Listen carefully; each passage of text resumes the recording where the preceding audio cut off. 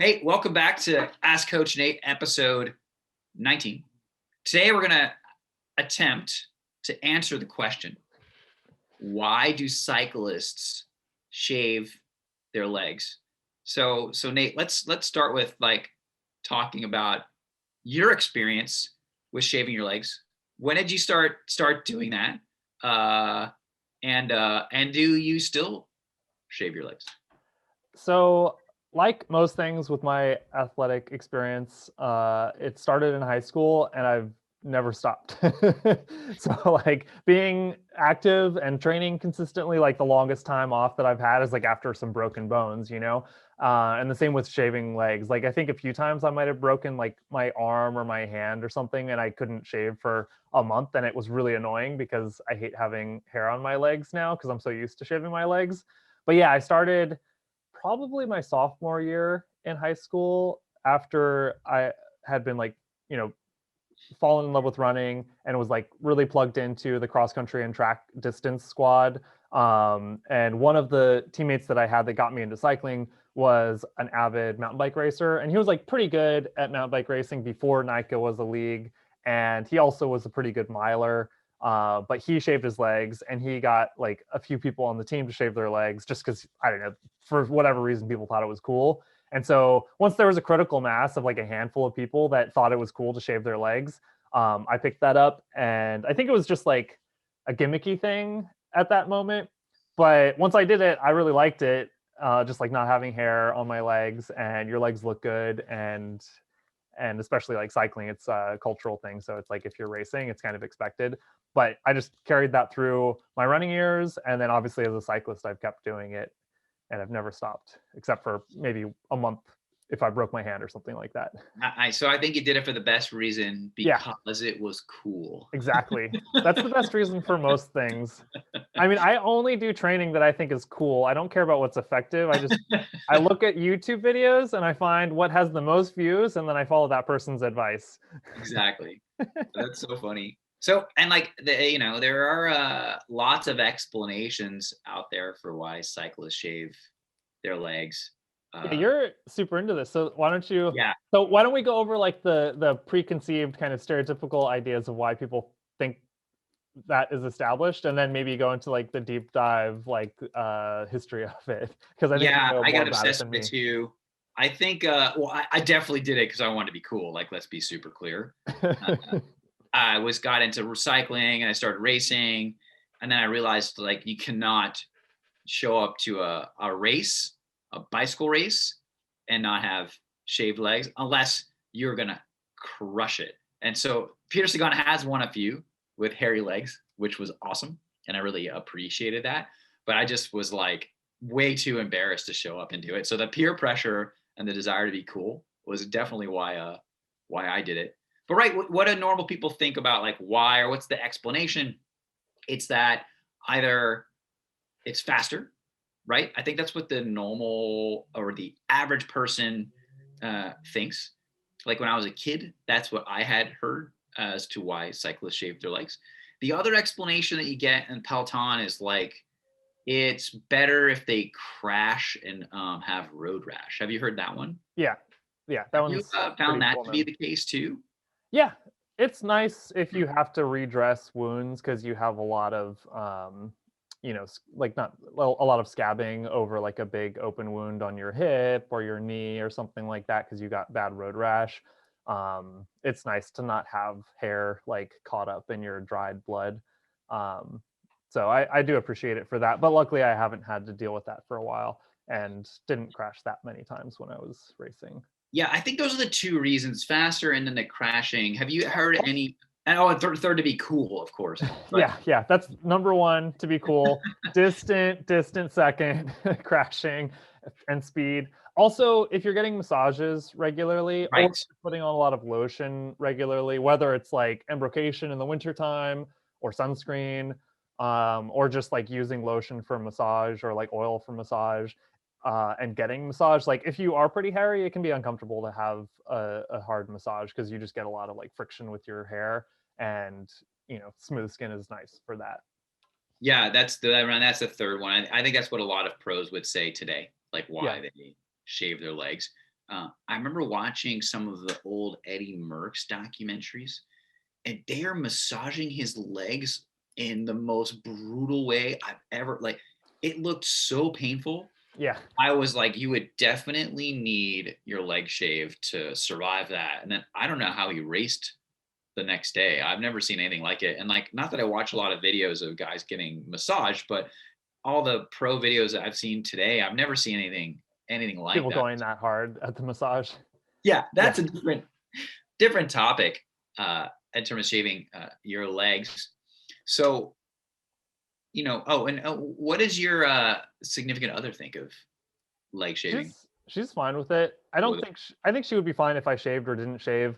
I think that it's kind of funny to me that it's regarded as a feminine thing because it's like I think it's just nice in general to not have hairy legs, like for anyone. But yeah, I much prefer just not to have hairy legs, and it just feels comfortable. Yeah, well, so that I think that's the most curious part, right? Is that somehow it's generally associated with women, and it's seen as a feminine thing to do to shave your legs as a man, and that's why like male leg shaving is this taboo or kind of funny topic. And so I did a lot of research on. I got obsessed with this idea, trying to understand the origin of it because the performance gains is interesting, but people have been doing it in cycling for a long time. There's no way they had Yeah. this expensive enough equipment to measure whether it improved your performance, like even in the Eddie Merckx days, right? So like Yeah. 60s and 70s. Uh, so Yeah. So what did you find when you were doing your research about the ye old days when people would shave their legs? yeah, well, it's not far from how you described how you first got into it. So you were in cross country and people in cross country shave their legs. And you'll find that, and there's a variety of sports or traditions where there is male shaving in Yeah. general. Uh, the most widely known discipline where this happens is wrestling. So people know that most wrestlers, I think they shave most of their body. Yeah. And they're definitely not trying to find a performance gain to be more aero, right? It's just a tradition. And so the research I did, I found that this goes way back to the 19th century. And in the 19th century, there was this trend of what they called gymnasiums. I think like when the middle class first emerged in the Industrial Revolution and physical fitness became really popular with the middle class. Think of it like the first chain of gyms like opened up, and people were excited to go to these things called the gymnasium, and they would work out inside, and a lot of it was wrestling and calisthenics.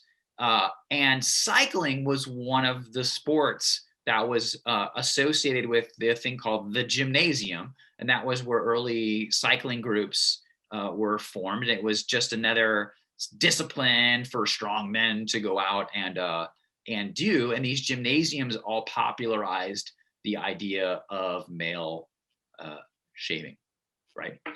But like, why did they? And so, of course, like traditional, and so like cycling comes out of that tradition. Cycling's been around a long time, right? You could say maybe it's one of the oldest professional sports. But like, why would the gymnasiums be interested in male shaving? And so, my understanding of this is that they were inspired by the ancient Greeks and the Olympics, and that was even where the tradition of the modern Olympics came from. Was this gymnasium movement? And their perspective or their philosophy or their way of looking at it was they were trying to resurrect a Greek tradition. And their interpretation was that the Greeks were into male body shaving, I think, to be part of like celebrating the physique and the beauty of the male athletic body. Although it's interesting because we don't have like real data to know like did they actually shave in Greece, or are those marble statues just nice and smooth? But that's where the tradition of shaving came from, and yeah, and cycling has retained it just like wrestling. That's funny. It's funny because I feel like there's a lot of confusion about people's current knowledge about ancient traditions, like among other things, like the fact that buildings and statues from back then weren't just white. It's like, of course, the paint from back then has worn off, but it's been like a relatively recent, I think, understanding that a lot of those things were actually really vibrantly colorful. Yeah. And I feel like you're probably right that it was just like dumb 19th century like Americans and Europeans being like, oh, look at these statues, they're so smooth, they must have I don't know. shaved. Right, like there might be information that they got Yeah, somewhere. There yeah, was a lot of things that were written down, so totally. I don't want to totally assume that they're ignoramuses, But but that like makes sense though, because yeah, like wrestling and probably also bodybuilding and swimming all have traditions of shaving, and it makes sense. And then like, yeah, I guess the gymnasiums. Do you know if when the bike was invented and cycling became a sport, was it that like the gymnasiums had velodromes, or they were just the same cultural group that got involved with cycling and like velodromes and the construction of those? great question. Wow, you're really digging deep into my geeky cycling knowledge. I mean, it's Uh, an adjacent question to the yeah, shaving, so it's not exactly the same. like so what the research I did is that the high wheel like penny farthing bicycle, right before the safety bicycle, which is the Yeah, triangle bicycle, which we use today. yeah. There were all kinds of clubs based around these gymnasiums. So that would have been like the mid to late 19th century. So just after the American Civil War, I Mhm. believe, right? Like the war had ended and people were excited, had money and wanted to go out and do things because like war is a terrible thing to experience. And like bicycling was one of those things that people did. And so I know they built a lot of velodromes. They did race those high wheel bicycles on velodromes as they did outside. But the safety bicycles what really changed the nature of cycling. So I think when you talk about the high wheel bicycle, those were really dangerous Yeah, to ride, they look terrible. right? They look really scary. And so you had to be like a pretty strong, fearless individual, not far from what you need to be today to race effectively. And so yeah, the early like penny farthing racers, were like these big strong guys. If you look at some of the drawings, like they're always drawn as like this kind of bodybuilder looking type of guy. They don't look like the skinny cyclist that we imagine today. Cool. So what do we know now about leg shaving? And it is nice maybe for road rash. It is definitely nice if you're getting frequent massages, but that's not 99% of most people. That's usually like pros or maybe affluent people that, go to the massage, once a week or whatever. But that's like really exceptional. Like most people don't shave their legs because of that. But what do we know about performance? Obviously, we both know the answer to this question, but I'm Yeah, asking the perform right. question So what, now. like we both know that like that it appears that shaving does make you faster. Uh and so Nate, I know that you told me that you were doing some time trials and you even knew people that shaved their arms, right? Yeah. So when Specialized built their wind tunnel, maybe like 7 or 8 years ago, maybe a little bit less, but they were trying to work on developing faster bikes, and they thought it was a good investment, I guess, to have a wind tunnel so they could test all these shapes for their wheels and their Mhm. bikes and so forth. And I had multiple friends that were close with or worked at Specialized, and so they were starting to test how much difference it made in people's speed if they shaved versus if they didn't shave. And on average, over a 40K time trial, it was worth over a minute, they found, according to their wind tunnel testing, depending on how hairy people were. And then they also tested like arm shaving, and I forget how much it was, but apparently it was worth like a little bit of time to shave your arms. And it's like, well, it's free. It doesn't take a lot of time to do that. So if you're doing a time trial and you're trying to win, win a race, win a national championships, win a stage race, like it's worth, if it's worth 2 seconds, it's worth shaving your arms. But I think it was worth more than a few seconds. I think it was worth like several seconds or more than 10 perhaps. But yeah, in 2015, I was at the US Amateur Nationals up near Tahoe, and I had nothing better to do. So I shaved my arms for that. And Max Corus, my teammate, also did. And he won by a good margin. I was just a little behind. I forget if I was third or fourth, but there was like a really good contingent of time trialists that year. It was pretty fun, and it was cool. It was like too bad that it wasn't a surveyed course, so it couldn't stand for any official records. But Max went really fast, and I think it was faster than the U.S. national 40K record. It was really fast time. It's nice because it's like dead flat and it's up at 5,000 feet, so it's a perfect place to set a fast time. But it doesn't stand for anything because it's not a surveyed course. Yeah, But I guess the arm shaving gave him the edge, huh? yeah, probably at least a few seconds worth. Yeah. Yeah. Well, we know that in all the testing over a long distance, right? So a 40-kilometer type of time trial, you will gain like seconds, even 40, 50 seconds. It depends on how hairy you are. The video I saw was specialized. They called it the Chewbacca scale Yeah. of how hairy you were versus how hairy versus the gain that you would get. And so people that aren't that hairy didn't actually see a really big gain. But for people that had a lot of body hair, it was it was fairly significant, like almost a minute, right? Yeah. So it is true that shaving will actually increase your performance given certain conditions, right? And while in amateur racing, if you're doing like a crit or a road race, it's probably not going to give you the edge. But a time trial, like yeah, it could make a difference.